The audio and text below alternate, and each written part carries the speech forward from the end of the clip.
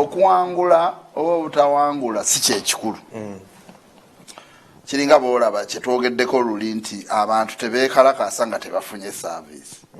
Kati bintu bibiri biri negative. Okwekalakasa kuli negative ne service n'obutaba na service kiri negative. Ayogedde ku kiri ekyawa kiso obutaba mu bekalakasa. Nalade ndowooza nti ogenda kuŋŋamba tebeekalakasa lwakuba si radical. Gwe radical. Nze radical omanyi kye bayita radical kisinzira conviction. Kwegamba nze nyinza ekisooka sitandika lwe siwangule. Ekyokubiri kwega si oba ngamenda mba senda mu nsonga nti njigenzeemu lwakweraga.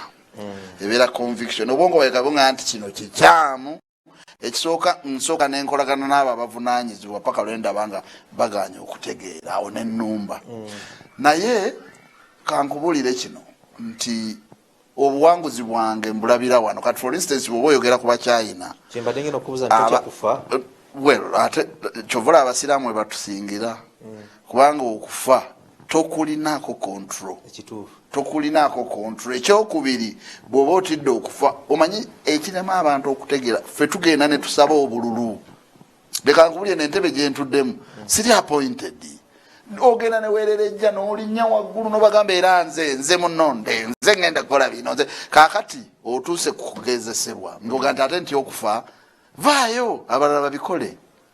Waliwo ensolo z'oyingira anti kyenkugamba abadde eno tugamba yes naye jjukira kati nkugambe Wakiso alina abantu obukadde bonna. Mulimu ba professors mulimu ba geno kakati kitegeeza kisinze ensinga. Naye abantu eddoboozi lyabwe kuba mu kukkiriza okwaffe batugamba voice properly voice day. Eddoboozi ly'abantu ly'eddoboozi lya Katonda. Abantu boogedde nti genda otuulewo. Bwe bamala okuga nti genda otuulewo bakuga kaakati gwovunaanyizibwa ku kukuuma ebyaffe. Ebintu by'obutonde bw'ensi abantu balowooza biriko bannannyini byo ne byaffe ffena teriiyo muntu nannyini lusa teriiyo muntu nannyini kibira.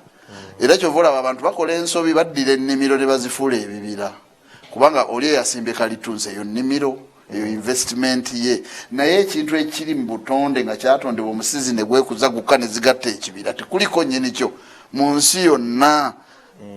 Mu America n'omuti oguli mu lujjalo okugusala osaba county government nemala okuddamu ng'owadde ensonga eziri convincing ate n'osasula omusolo muyitirivu ate ng'obakakasiza nti ogenda kugusimba waki ate nga gwe ogenda okugusala. Oyinza okugamba muti gwa bulabe gukaddiye nnyo ogenda kukuba ejjuye no reason zonna bwe bamala okujja ne balambula ne babeera convinced nti ensonga zontuufu ng'osasula omusolo muyitirivu nnyo ekitegeeza nti kyokola tokyekozesa. Ekyokusatu nga bagamba nti tukuwadde olukusa ebbaluwa yiyo gisasulira ssente ne balyoka bakkiriza osala ekyokuna gusimba awalala.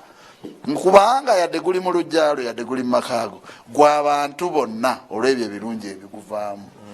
Olutalo olwo nduwangudde mu ngeri bbiri oba ssatu. Engeri esooka physically abo abagundi baddukayo Abacyayina bayira leka nkubulire abantu kye batannamanya ku Lake Vic kati kuliko okusima omusenyu kuyitirivu nnyo naye kusinga mukono na jjinja wano mu Wakiso badduka. Abo Abacyayina ennaŋŋombe era singa osobola funa obudde olubeeyo olw'ekigere gw'omwalo baguyita naŋŋombe guli mu Kasanje town council baddukayo era waddawo n'abavubi beeyagala bakola. That is one. Two, awareness kyekiri kyenagaye kuba amawulire.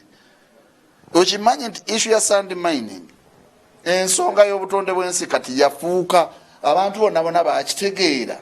Download the Salt Media app from the Google Play Store and the Apple App Store.